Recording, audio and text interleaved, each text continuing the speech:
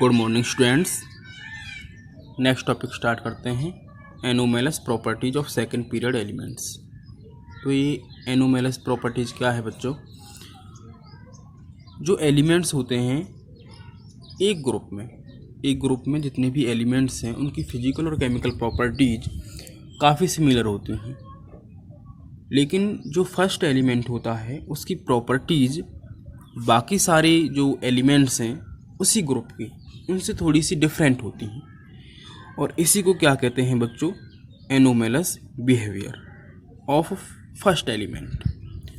तो बच्चों जो अगर हम नॉर्मली से समझें तो क्या है कि जो भी कोई ग्रुप होगा उसमें बहुत सारे एलिमेंट्स होते हैं, उस ग्रुप के एलिमेंट्स की प्रॉपर्टीज काफ़ी सिमिलर होती हैं। फिजिकल प्रॉपर्टीज कहो या फिर केमिकल प्रॉपर्टीज कहो, उनमें बहुत सारी सिमिलरिटीज होती हैं, लेकिन जो फर्स्ट एलिमेंट है उसकी जो प्रॉपर्टीज़ हैं वो सारे की सारे ग्रुप के एलिमेंट्स से थोड़ी सी डिफरेंट होती हैं, और इसी को हम क्या कहते हैं? एनोमेलस बिहेवियर या एनोमेलस प्रॉपर्टीज ऑफ एलिमेंट।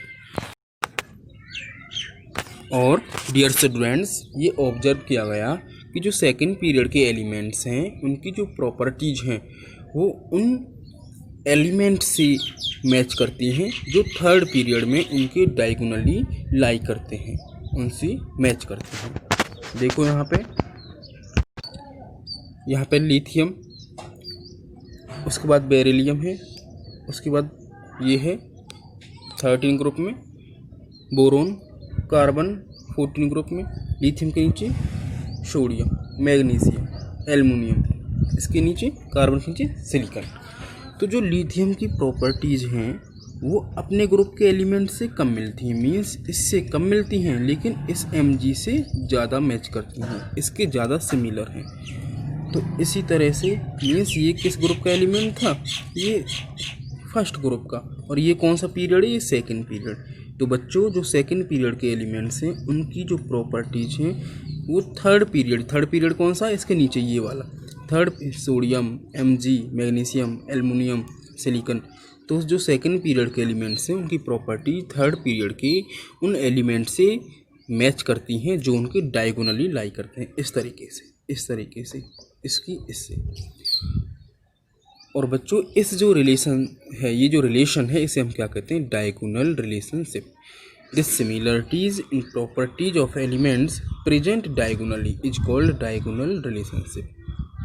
तो जो एलिमेंट्स डायगोनली लाई करते हैं उनकी प्रॉपर्टीज में सिमिलरिटीज हो, इस रिलेशनशिप को क्या कहते हैं? Diagonal relationship. बच्चों डायगोनल रिलेशनशिप का कॉन्सेप्ट हमें क्लियर हुआ। इसके बाद हमने अभी जो बात की थी एनोमेलस बिहेवियर, तो उसका कॉज क्या होता है, उसके 2-3 पॉइंट्स हैं कि किस वजह से जो एलिमेंट्स हैं वो एनोमेलस बिहेवियर शो करते हैं। तो बच्चों उसमें फर्स्ट पॉइंट आता है स्मॉल साइज ऑफ एटम, कि जो फर्स्ट एलिमेंट होता है उसका जो साइज है वो बहुत छोटा होता है अपने ग्रुप के और सारे एलिमेंट्स की अपेक्षा। सेकंड पॉइंट आता है large charge upon radius ratio. तो जो फर्स्ट एलिमेंट होता है यानी सेकंड पीरियड के जो एलिमेंट्स होते हैं उनका चार्ज अपॉन रेडियस रेशो बहुत ही ज़्यादा होता है। थर्ड वन है हाई इलेक्ट्रोनेगेटिविटी, तो उनकी जो इलेक्ट्रोनेगेटिविटी वैल्यूज हैं वो बहुत हाई होती हैं। और फोर्थ वन क्या है? Non availability of d orbital in their valence shell, उनके पास कोई भी डी ऑर्बिटल नहीं होता। तो ये क्या है? कॉज हैं किसके? एनोमेलस बिहेवियर शो करने के। फर्स्ट वन क्या था बच्चों? Small size, second one large charge upon radius ratio, third high electronegativity, and last कि उनके पास कोई भी डी ऑर्बिटल नहीं होता।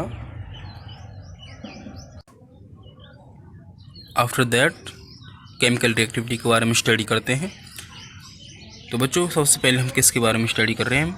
मेटालिक और नॉन मेटालिक करैक्टर के बारे में। बच्चों हमें पता है कि जो फर्स्ट ग्रुप हो या फिर सेकंड ग्रुप के एलिमेंट्स हैं वो क्या हैं, उनकी टेंडेंसी होती है कि वो इलेक्ट्रॉन्स जो उनके वैलेंस शेल में होते हैं उन्हें बहुत जल्दी से लॉस कर देते हैं। जब वो इलेक्ट्रॉन्स को लॉस कर देते हैं तो इट मीन्स क्या है कि वो कैसा करैक्टर शो करते हैं? Metallic character. लेकिन जैसे ही हम लेफ्ट टू राइट जाते हैं तो जो ये टेंडेंसी है इलेक्ट्रॉन्स को लॉस करने की वो कम होती जाती है। इट मीन्स क्या है हमें पता है कि अगर हम मेटल्स और नॉन मेटल्स को इलेक्ट्रॉन्स की फॉर्म में देखें तो मेटल्स क्या होती हैं, वो एलिमेंट्स होते हैं जो इलेक्ट्रॉन्स को लॉस कर दें, और नॉन मेटल्स क्या होती हैं, वो एलिमेंट्स होते हैं जो इलेक्ट्रॉन्स को गेन कर लें। तो बच्चों जैसे ही हम लेफ्ट टू राइट जाते हैं तो इलेक्ट्रॉन्स गेन करने की जो टेंडेंसी है वो एलिमेंट्स की बढ़ती जाती है। मीन्स क्या है, नॉन मेटेलिक करैक्टर इंक्रीज होता जाता है और मेटेलिक करैक्टर डिक्रीज होता जाता है।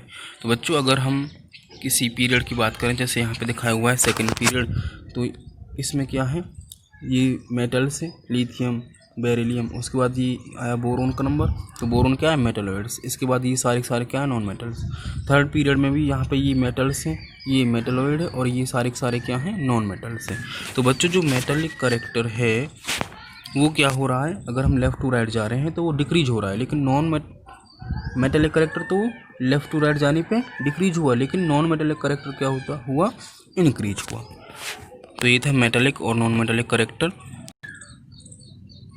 इसके बाद अगर बच्चों हम ऑक्साइड्स की बात करें तो ऑक्साइड्स क्या होते हैं, किसी भी एलिमेंट की ऑक्सीजन के साथ रिएक्शन से क्या बनता है, ऑक्साइड की फॉर्मेशन होती है।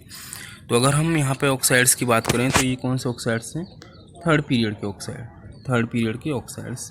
तो जो Na2O है ये क्या है, स्ट्रॉन्गली बेसिक, ये एम्फोटेरिक, वीकली एसिड। इसी तरह से मीन्स क्या है कि जो एसिडिक करैक्टर है वो क्या हो रहा है, इंक्रीज, एसिडिक करैक्टर इंक्रीज हो रहा है। बच्चों ये इंक्रीज होने का जो रीज़न है वो क्या है, due to increase electronegativity of elements. जैसे जैसे इलेक्ट्रोनेगेटिविटी बढ़ती जाएगी वैसे ही एसिडिक करैक्टर भी इंक्रीज होता जाएगा। जैसे जैसे इलेक्ट्रोनेगेटिविटी बढ़ेगी एसिडिक करैक्टर इंक्रीज होगा और बेसिक करैक्टर डिक्रीज होगा। इसके बाद अगर हम किसी ग्रुप में बात करें तो यहाँ पे लिखे हुए हैं फर्स्ट ग्रुप, सेकंड ग्रुप, ये 13 ग्रुप है। तो यहाँ पे हम देखते हैं इसमें तो सारे बेसिक ही हैं। इसमें देखो यहाँ पे एम्फोटेरिक है, फर्स्ट वाला ये बेसिक, फिर बेसिक। इसमें देखना है यहाँ पे ऊपर एसिडिक है, ये एम्फोटेरिक, फिर एम्फोटेरिक, और लास्ट में नीचे क्या है, बेसिक।